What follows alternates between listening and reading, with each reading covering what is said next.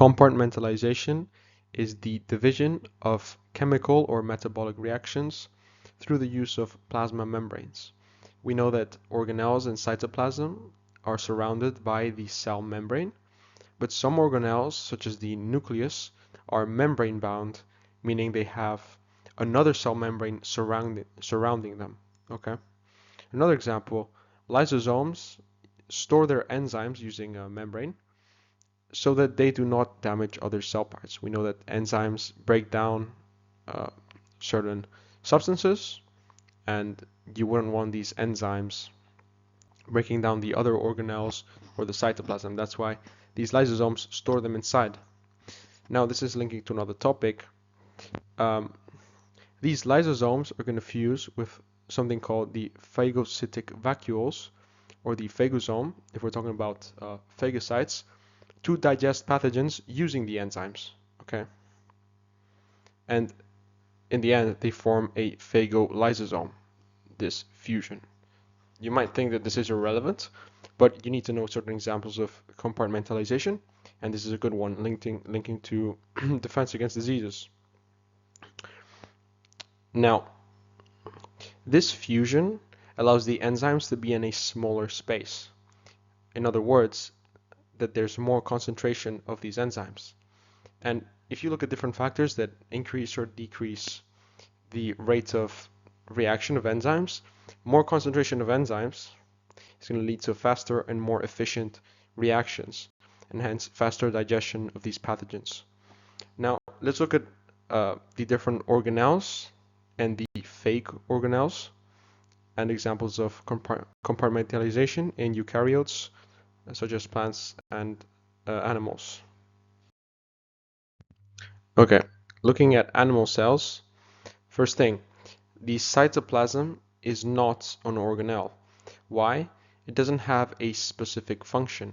It's just the medium for the metabolic reactions. It's just essentially where the organelles are and where the chemical reactions happen.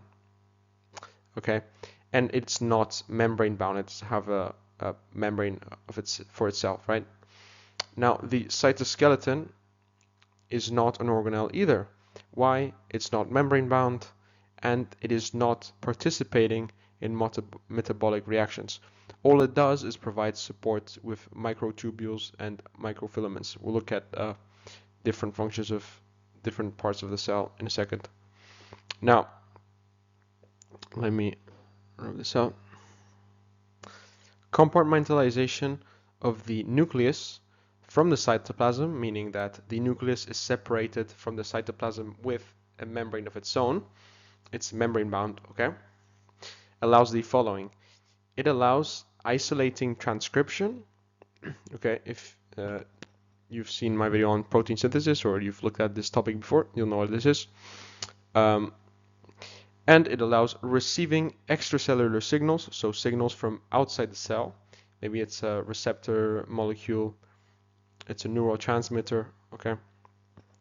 Now, the cell membrane receives these extracellular signals, and they travel through the cytoplasm into the nucleus. And they can tell the nucleus to carry out gene expression, which again is another topic, but it's the activating or deactivating of certain genes leading to transcription. Yeah, this part really depends on your knowledge on other topics, but just have it in mind anyway. Now, looking at the plant cell, some organelles present here are not in the animal cell, such as the chloroplast or the vacuole. Again, the cytoskeleton is not an organelle because it's not membrane bound, it doesn't take part in metabolic reactions. The cell wall is not an organelle either. It's not membrane bound and again, not part of metabolic reactions, and neither is the cytoplasm. I suggest you go back to the diagrams I showed you because you need to know the functions of many different organelles, okay? Now, the rough endoplasmic reticulum contains the ribosomes, though the ribosomes can also be free in the cytoplasm, okay? Remember that. Now, eukaryotes have AT-Svenberg ribosomes, okay? ATS ribosomes. Ribosomes are the site of translation, which is the second step in protein synthesis. And prokaryotes, okay, so eukaryotes are plants, animals, and fungi. Prokaryotes are organisms such as bacteria, and they have 70 Svenberg ribosomes. Lysosomes are the ones that store the enzymes. They fuse with the phagosomes or phagocytic vacuoles, as I said before, to form the phagolysosome to digest pathogens. Now the cytoskeleton, which is not an organelle, remember that, contains microtubules and microfilaments. Essentially, it holds the cell structure. The Golgi apparatus, remember what it looks like again. I suggest you look back to the diagram because you might be asked to identify it on a diagram in your exam. Its function is going to be to process and package the proteins and then release them into the Golgi vesicles, which assist in the transport of these proteins and of other substances as well. Now, the smooth endoplasmic reticulum is not involved in proteins, it's involved in lipids, okay? It's going to secrete them or synthesize them and store them. So remember, smooth endoplasmic reticulum, lipids. Rough endoplasmic reticulum, proteins, because it's ribosomes. And now looking at a unique organelle of plants, which, well, it's not unique because bacteria have it as well sometimes, right? But animal cells don't have a vacuole, which has the function of maintaining osmotic balance, osmotic for osmosis. It can store substances as well, and it can perform hydrolytic functions, so carrying enzymes, similar to lysosomes in animal cells. Remember that lysosomes are not in plant cells. You were once a zygote. You were this cell right here that just happened after a sperm fertilized an ovum or an egg cell. Now, you multiplied into something called a morula, okay? It looks like a bunch of grapes, if that helps you remember. So you multiplied into 16 to 32 cells, which are totipotent stem cells, meaning all of these cells right here can give rise to an entire organism, which is you, okay? And they can differentiate, meaning turn into any type of cell. Now, from a morula, you multiplied into a blastocyst, which we're going to look at right now. There's three main structures of the blastocyst you need to remember. First one being the trophoblast, so these cells making the outer layer, okay? These develop into the placenta. Remember that. And the inner cell mass, so this bundle of cells right here that are inside, they are pluripotent stem cells, which cannot give rise to a whole organism like totipotent could, but they can differentiate into any cell. This bundle right here. Now, there's other types of stem cells. There's multipotent stem cells. They can differentiate into related cells, not any type of cell. And they're found, for example, in the umbilical cord. And then we have unipotent stem cells, which can only differentiate into one type, into the appropriate type. So, for example, the liver stem cells in the liver can only differentiate into liver cells. Very simple. Quick activity you need to remember. Which of these happens first and happens last? Put them in order, okay? Pause the video right now because I'll show the answers. So yeah, basically you just need to like label them. Okay, maybe this is number 1, this is number 5. Okay, I think you understand. This is the correct answer, okay? So first thing that happens, the egg is just fertilized. One of the sperm cells, the sperm cell that will raise, fertilized the egg cell, okay? Then you became a zygote, and then you multiplied into the totipotent stem cells, the 16 to 32, called the morula. And then you multiplied into the blastocyst, which contains the pluripotent stem cells that can differentiate into any type of cell but cannot give rise to a whole organism, and then you became an embryo. A stem cell niche is the area, the home of stem cells, where they live and most importantly interact, which is what you need to understand.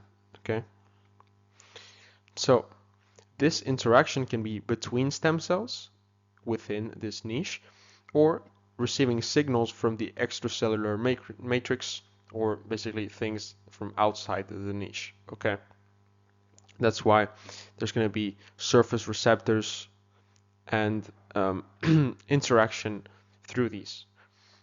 Now, different examples of stem cell niches you need to remember: blood stem cells, so stem cells that differentiate into red blood cells, I believe, are located in bone marrow.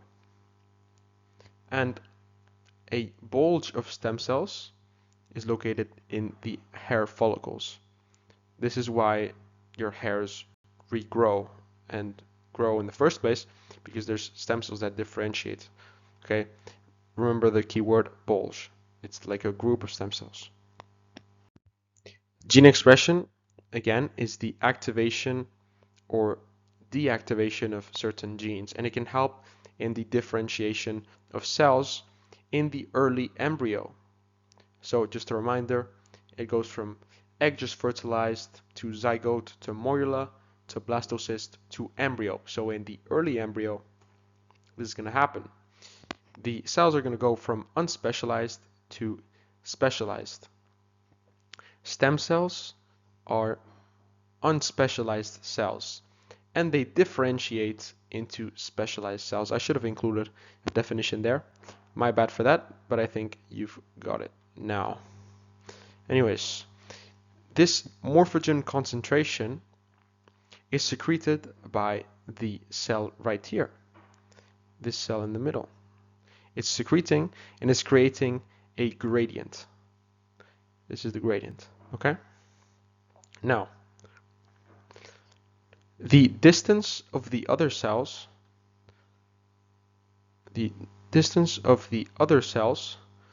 from this middle cell, which is called the morphogen secreting cells, right? Because these are morphogens. This is going to determine the fate of the cell. So depending on how far away it is from this middle line, it's going to differentiate into one type of cell or differentiate into another type of cell in the early embryo. Some adaptations to remember: the egg cell is large compared to the sperm cell, okay, as you can see from this diagram. This is because it contains the nutrients needed for the early embryo development. If you're going to give rise to a whole organism, you're going to need all of these nutrients. And the sperm cell is tiny, okay? It doesn't need as many nutrients, so it's going to remain small. Why would you be bigger if you don't need that many nutrients, right? The sperm cell just wants to be as fast as possible. That's why it doesn't want to be big, okay? And it doesn't even need the nutrients. Moving on to red blood cells, okay? Or erythrocytes, that's like the other name for them. Now, as you might know, these do not have a nucleus. This allows more space for hemoglobin, which assists in the transport of oxygen. They are also highly flexible, and when they're moving through your bloodstream, they're gonna have to, maybe dodge a few obstacles in there and, take a few turns. And so this flexibility allows them to deform themselves and spring back into shape. When we're looking at objects that have the shape of a cell, this is a very important concept that you need to have in mind, okay? So the more volume the cell has, the more this increases. The surface area doesn't increase at the same rate, okay? So this is very important because it impacts the surface area to volume ratio. The larger the cell, the more this ratio is reduced. The more difference there's going to be between them. Okay, so maybe the difference starts at 2 to 1 or something. Okay, and then the more it increases, maybe it becomes 80 to 10, you know? So this just gets bigger and bigger as time goes on. It's like positive feedback, right? It's a positive feedback cycle. This means that if a cell has too much volume, it becomes too large. This ratio is just too small. And this means that the movement of nutrients, both into and out of the cell, is just going to be too slow. Okay? Meaning the cell's going to die. Now, if the cell is too small, the movement of nutrients is going to be very fast, both in and out. But the problem is that maybe it doesn't have enough space for a nucleus or for mitochondria, you know, like it can't fit the organelles. So this is why you don't want it to be too large, but you don't want it to be too small either. You want to find the balance where it can contain organelles, but it's not too slow. As always, any questions can go in the comments.